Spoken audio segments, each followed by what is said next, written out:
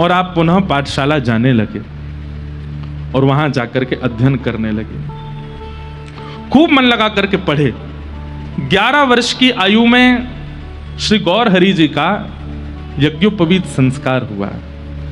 लेकिन यज्ञोपवीत संस्कार के कुछ दिन बाद ही आपके पूज्य पितृचरण श्री जगन्नाथ दास जी, उनका भगवत धाम गमन हो गया। अब मैया इतनी व्याकुल हो गई, अब अपनी माँ को संभालते हैं, उनके रुदन को शांत करने का प्रयास करते हैं। माँ से कहते हैं, माँ मैं हूं ना अभी आपके पास, आप ऐसे मत होइए। अपनी माँ को खूब संभाला। आप इतने विद्वान हो गए पढ़ लिख करके कि न्याय शास्त्र के ऊपर एक अद्भुत ग्रंथ लिख रहे थे। आपके एक पाठशाला में मित्र थे, उनका नाम था श्री रघुनाथ, और वो भी न्याय के विद्यार्थी होने के नाते वो भी एक ग्रंथ लिख रहे थे। रघुनाथ की बड़ी इच्छा थी कि मैं जो ग्रंथ लिखूं वो पूरे विश्व में सर्वव्यापी हो जाए।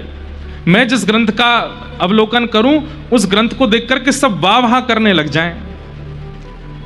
आप ग्रंथ का निर्माण कर रहे थे तो एक दिन निमाई मतलब अपने गौर हरि जी के बगल में बैठ करके आप अपना ग्रंथ उनको दिखाने लगे। तो श्री चैतन्य महाप्रभु ग्रंथ देखने लगे और बड़े प्रसन्न हो रहे थे। तभी रघुनाथ ने कहा, तुम्हारे बगल में जो एक किताब रखी है ये क्या है? तो श्री गौर हरि जी बोले, मैं भी न्याय पर एक ग्रंथ लिख रहा हूं, ये वो है।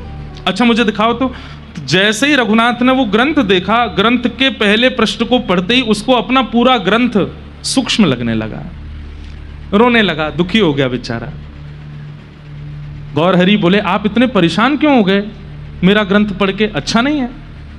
बोले, नहीं, मैं तुमको छुपाना नहीं चाहता, मैं सत्य बताऊं तो मैं ऐसा ग्रंथ लिखना चाह रहा था जो कोई और लिख ही नहीं सके, पूरे विश्व में मेरे ग्रंथ की ख्याति हो जाए। पर तुम्हारा ग्रंथ पढ़ करके तो मुझे अपने ग्रंथ बहुत सूक्ष्म लग रहा है। ये सुनते ही अपने मित्र के नेत्रों में आंसू देखते ही श्री चैतन्य अपना ग्रंथ उठाते हैं और जाकर के गंगा जी में प्रवाहित कर देते हैं। बोले, मेरे ग्रंथ को गंगा जी में रहने दो, तुम अपने ग्रंथ को अवलोकन करो, उसका खूब श्रेष्ठ बनाओ। ये दया भावना देख करके इनके जो मित्र रघुनाथ थे वो बहुत रोए, हृदय से लगा लिया। तुम कितने करुणा है तुम्हारी चित्त में, ऐसे आपकी सुंदर भावना रहती थी।